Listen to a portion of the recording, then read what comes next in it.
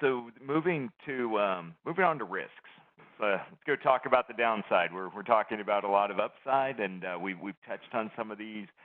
If you could summarize these fairly quickly, Sue, taking maybe top 4 or 5 risks that are associated with both implementing kind of designing and architecting the program as well as administrating the program. What are those top risks, and how can I go about mitigating those?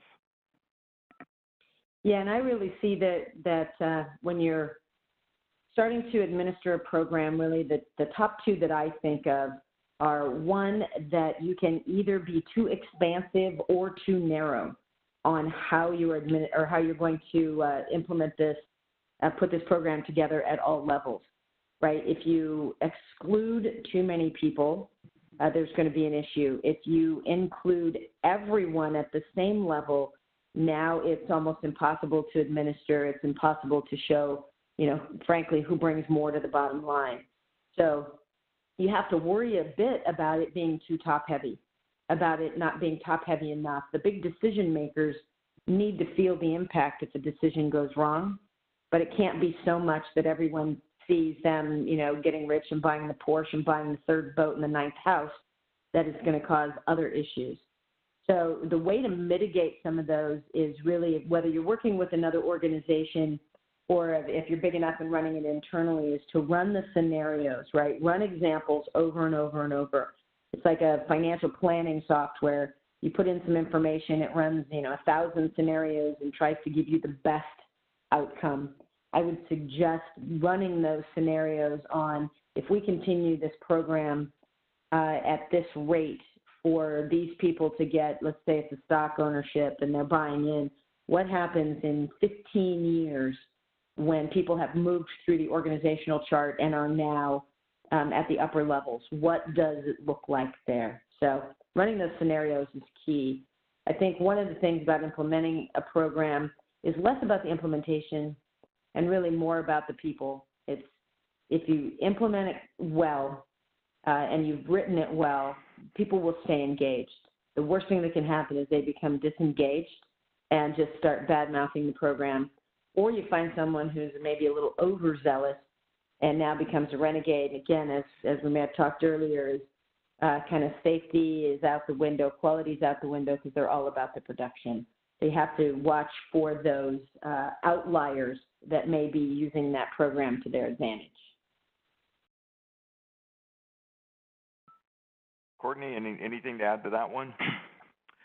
That was pretty good. I would say that the most spectacular failures that I have observed in various companies over the years is incentive programs that start and stop, right? Oh, we saw this other company do something, and so we did a boilerplate.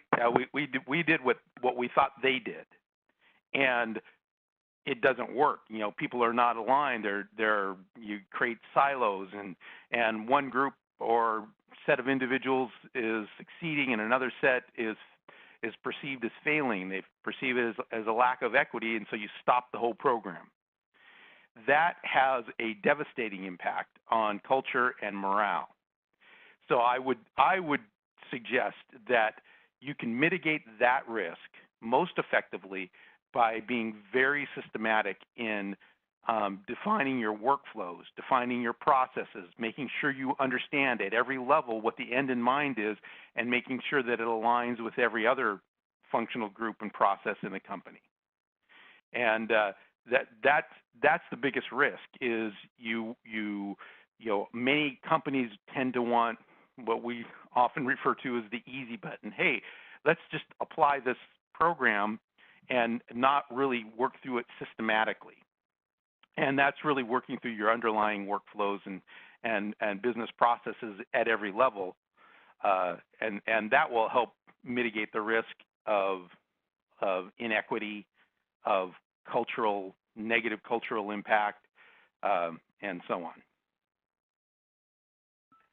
Yeah, I think excellent point on that, Courtney. I mean, and that's where I see some of the biggest risks when it is that when somebody is grasping at an incentive comp program to change, like do a 180-degree change in performance or behavior, an incentive program, whatever it is, will enhance behaviors, but it's not going to go turn behaviors around 180 degrees. You know, it's not going to turn a team around from losing money on every single project to like, oh, cool, now we're sharing profits, and now all of a sudden they're making money. It will not do that. Never seen it done it theoretically, possibly, but never actually seen that occur. But we've seen lots of people grasping at that and spending a whole lot of time thinking through incentives rather than fixing the root cause of the problem.